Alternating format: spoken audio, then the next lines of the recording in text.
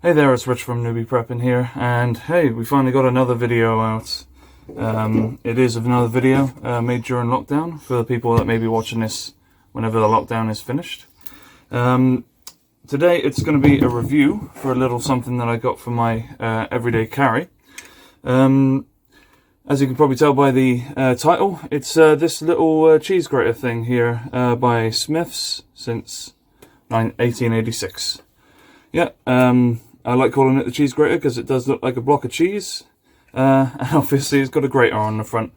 Basically the story behind this, the reason why I think this is good for an EDC, is because fire making, it can be quite difficult finding tinder, especially dry tinder, so it's a good idea to have some with you at all times, and I'm going to be getting a little tinder pouch to keep as well for my EDC, but I was looking for a nice easy way to make tinder, and I literally just Google searched tinder maker, and two things came up.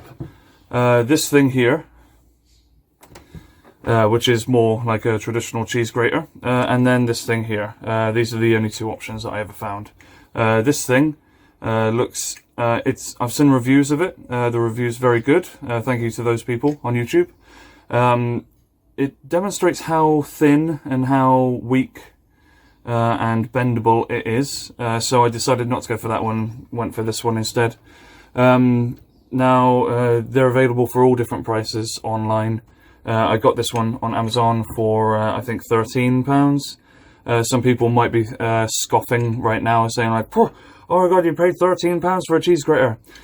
I was thinking, and I was actually looking at a cheese grater that has like a little catchment basin thing. I'll try and get a picture of it and put it here.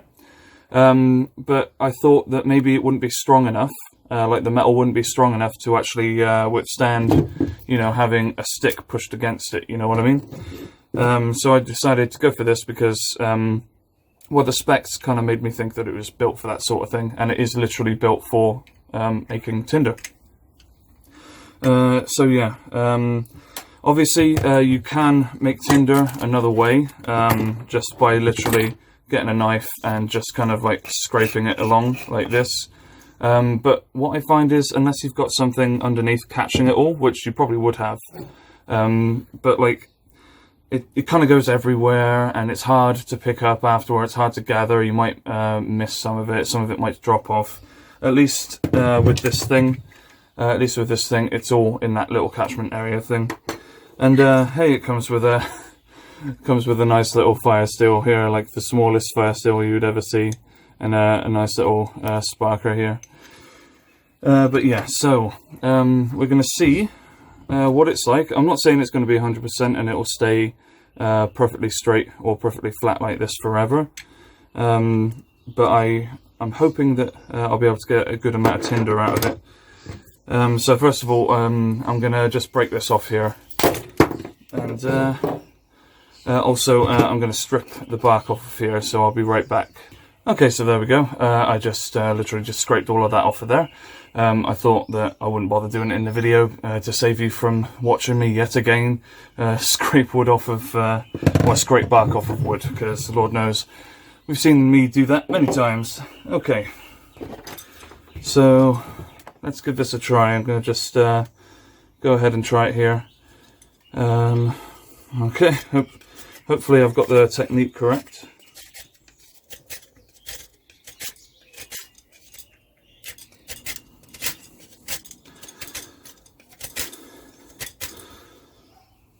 Already that's flattened the edge there a lot.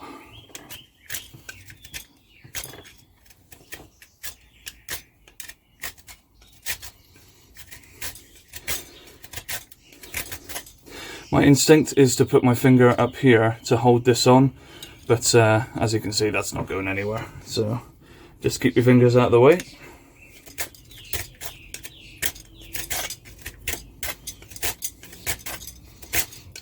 Also, I notice you don't have to press too hard. In fact, pressing too hard kind of makes you get stuck, and doing it lighter, actually, you know, you get better results from it. Also, I'm sure it would be a lot easier like holding it down here and doing it, or like holding it on the floor or something, rather than holding it up like I am in front of the camera here.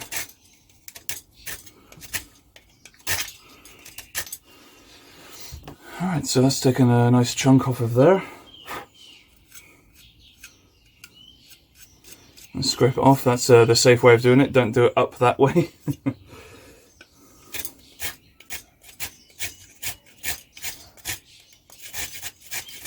Oh, I suppose you could even just, you don't even have to take it off to go up. You can just literally do this. Oh. Okay, don't do it like that, because you could catch your finger, and as you can see there, maybe, if it focuses, you can see there that I caught my fingernail on it there. So don't go overboard like I just did. Just take it nice and slow. Okay. Oh, it does leave a lot of dust. Hopefully, oh my god, hopefully it's, oh yeah. Okay. Okay. Just going to tilt the camera down here so you can see that. Look at that. Barely any work whatsoever. We've got some nice tinder there. Fantastic. I'm just going to do it a little bit more, but I'm going to cut until I've got the thing full. I will say that some of the sawdust has gone onto my desk here. That was just because I was holding it up though, so obviously you would be holding it like this, so all of the sawdust would go inside. My one concern that with repeated use is it might flatten the grates here, the grates themselves. But obviously, like it's quite a well-made device, and you can see like hasn't really changed it much at all. See if it can focus. Okay, it won't. But yeah, maybe after repeated use, it might do it. But maybe it's worth having 2 or 3 of these, or even just getting a backup cheese grater. A testament to how good this thing is. This bit here looks nice and sanded off. It's actually left quite a sharp line there. Yep. Wow, the point of it is actually very sharp there. So hell, you could double up. You could use this to get tinder, and then you'll have like a little spear sort of thing for, I don't know, digging into the ground and using as a peg. Yeah, something like that. Obviously not used to hurt anyone, obviously. Let's have a look at the tinder again. Alrighty, so there we go. Yeah, looks good there. Yeah, there we are. So now, the thing I will say about this is that obviously because the cheese grater is on top, I keep calling it the cheese grater, because the grater is on top, obviously like that's the sharp part. I'm only going over it softly here, and I can feel it's still sharp, so that's good. Obviously to store it, you would turn it upside down and plug it in the same way. You hear that click. The problem is there are still holes in there. There's no like lid to go on top of this. So just demonstrate. Yep, as you can see there, tinder started falling out almost immediately. So they say on the advertisement for this that like, oh yeah, you can make tinder and store it as well. Obviously, like it doesn't mean in here. Well, like if you've got like a little bag for it maybe or something, you just put it in the little bag, but then like you just got kind of a middleman really. You might as well just tip the tinder into the little bag. So yeah, I'd suggest if you did get this thing to not keep your tinder in here, or else it would be all over your bag or wherever you're storing it.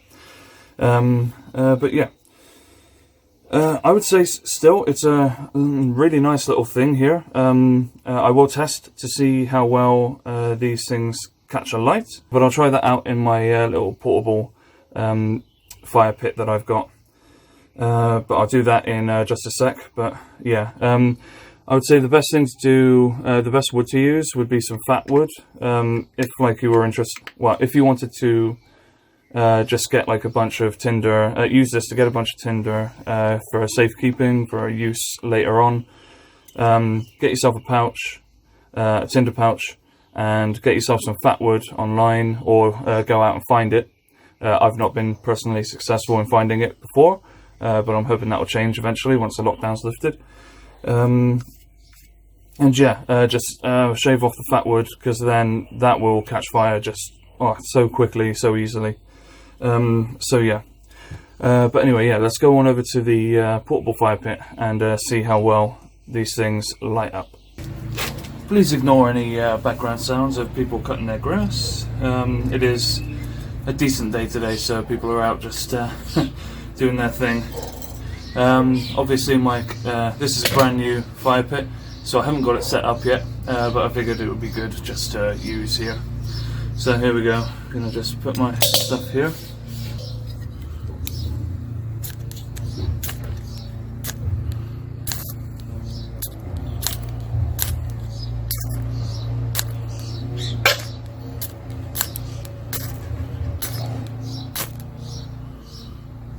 Oh.